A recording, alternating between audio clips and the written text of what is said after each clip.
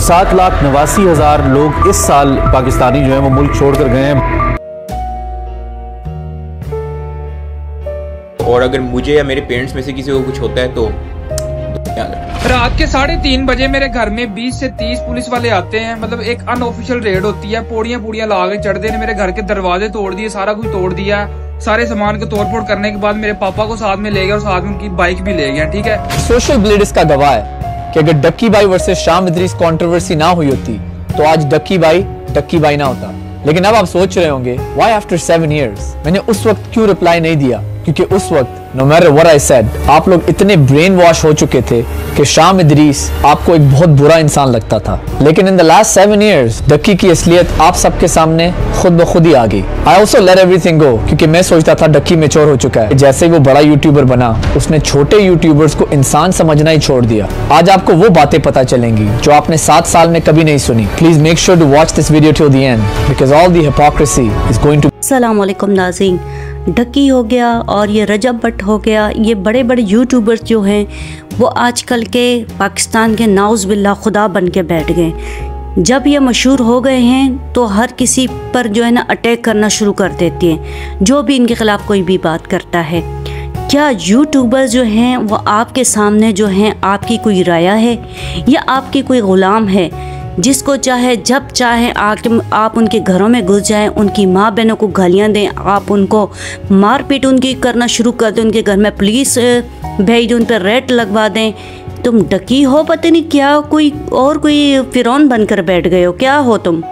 देखो डकी भाई, अगर आप इस तरह की चीज़ें करते रहेंगे तो जिस तरह आप बता रहे हैं कि मेरे फॉलोअर्स जो हैं, मेरे सब्सक्राइबर हैं वो गिर चुके हैं, ठीक है, जिस तरह गिर रहे हैं वो और मज़ीद गिरना शुरू करेंगे। आप जैसे हो वैसे रहो। रहेगी दूसरी बात, आपने तो शाम इदरीस पर कितनी तनकीद की थी, कितनी ज़्यादा तनकीद की थी।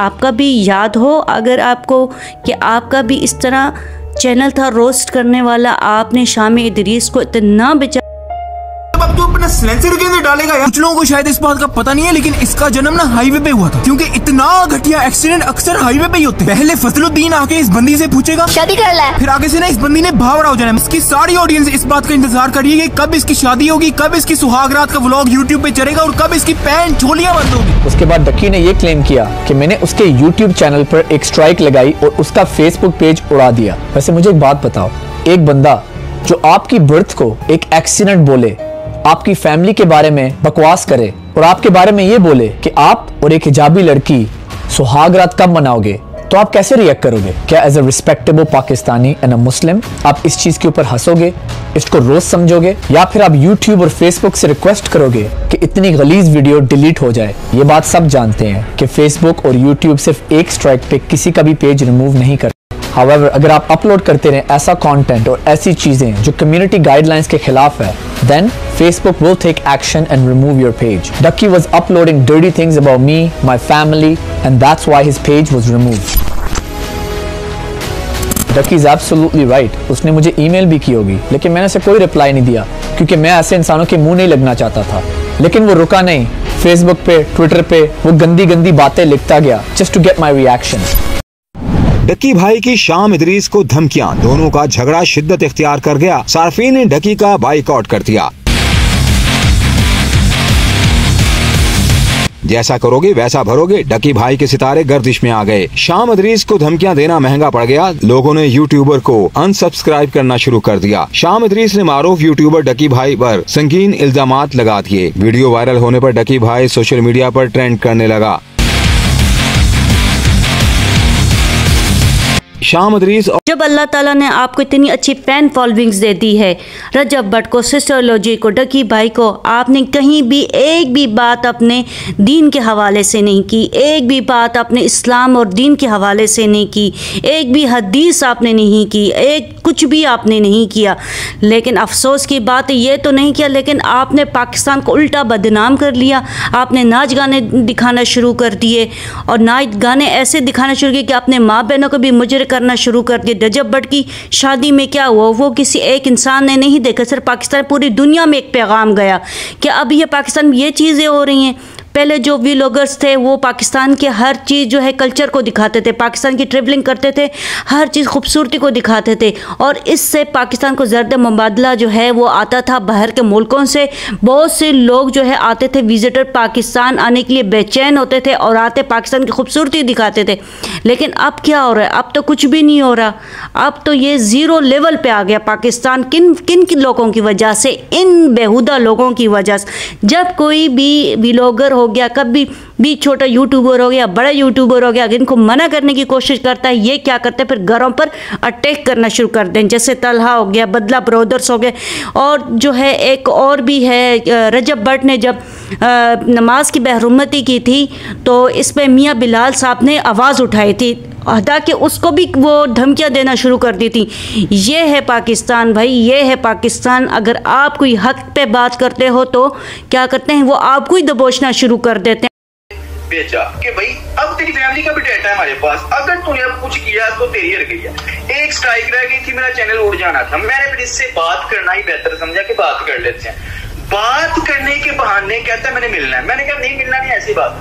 कहता है मिलना मिलना मिलना। मिलने के बहाने आया और मुझे किडनैप कर लिया। मेरे दोस्त बिक गए, दोस्त, ठीक है, तो वो बिक गए, वो सारी चीजें। चलो खैर है, अल्लाह उनका नसीब। टक्की मुनाफिक ने अदालत में अगर ये पेश होते, ठीक है, तो केस आगे चलना था, केस आगे चलना था। इन पांचों ने फंसना था। टक्की की कॉल जो मुझे मारते हुए इसकी कॉल आ रही थी कि इसे छोड़ना नहीं, ये जब तक वीडियो ना डिलीट करवा दो, इसे मारो कूटो, इसे छोड़ना नहीं। वो सारी बात 7 दिन मुझे जेल में रखा, मुझे किस्सा मिलने दिया। पक्का 2-3 दिन बाद मिला। मैंने उससे भी यही कहा कि भाई इन्होंने तुम्हें जो है ना ब्लैकमेल करना है, इनसे कामयाब, इन्हें कामयाब मत होने देना। इसने उल्टा फिर मेरी अम्मी और मेरी वाइफ की इतना मुनाफिक है कि मेरी अम्मी और मेरी वाइफ के साइन अंगूठे करवाए कि भाई अगर ये सोचे भी ना कि मैं इसके खिलाफ वीडियो बनाऊंगा। कंट्री भी छोड़नी पड़ी पाकिस्तान। हाँ, तो फिर उसी वक्त आज से 1.5 साल पहले मई जून जुलाई की बात है, तब भी मैंने प्लान बना लिया कि अब मैं कैसे बोलूं। मैंने मरी में, मेरे पास सबूत है सारे, मैंने मरी में लोगों से राब्ता किया कि मैं चलो मरी चला जाता हूँ या मैं किसी दूसरे सूबे में चला जाता हूँ, छुप जाता हूँ लोग। लेकिन फिर मैंने सोचा पाकिस्तान में जहाँ भी रहूँ मिल तो मैंने जाना। ठीक है, चलो अब मुझे सिचुएशन तो समझ आ गई है। तो यार सॉरी टू हियर कि आपके साथ जो सारी नाइंसाफी हुई है, कोई आपके साथ खड़े अपनी कंट्री को छोड़ के ऐसे चले जाना किसी और की वजह से। वही ना, मैं लड़ा हूँ, मैं थक गया हूँ लड़ के, मेरे साथ कोई बंदा नहीं। हमारी नौजवान नस्ल अभी तक, हमारी नौजवान नस्ल, जी हाँ, वो डकी भाई के व्लॉग्स में फंसी हुई है। आधी नस्लें जो हैं वो रजब भट्ट की शादी को लेकर डिस्कस कर रही होती हैं, आधी नस्लें जो हैं रजब भट्ट की बीवी, उन्हीं की बातें होती हैं। यहाँ तक कि अहमद अली जो हैं एक व्लॉगर हैं जो कि इस्लामिक कंटेंट बनाते हैं, वो मस्जिद गया नमाज़ पढ़ने के लिए मस्जिद गया और वहाँ 2-3 बच्चे बैठे हुए थे। अभी नमाज शुरू नहीं हुई थी, उसके साथ एक बच्चा बैठा है, उसके दूसरे साथ वाले आए हुए बच्चे से बात कर रहे, यार तुमने देखा कि रकी भाई ने कितनी अच्छी अभी घड़ी ख़रीद ली है, ये ख़रीद लिया, वो ख़रीद लिया है। यानी कि मस्जिद में बैठे हुई भी इन शैतानों की बात चल रही है। और कौन कर रहा है? बच्चे बात कर रहे हैं। आज की जो नौजवान नस्ल भी नहीं, बच्चे बात करें इनके बारे में। अहमद अली को बहुत गुस्सा है, इसने कहा मैं रख के मारूं उनके मुंह पे थप्पड़ के, आप क्या बातें डिस्कस कर रहे हैं, आप किस तरफ जा रहे हैं। उसने कहा मुझे बड़ा अफसोस हुआ, लेकिन मैंने उनको पहले नमाज कायम हुई, मैंने नमाज़ पढ़ी, उसके बाद मैंने उनको समझाया और फिर मैंने उनको भेजा।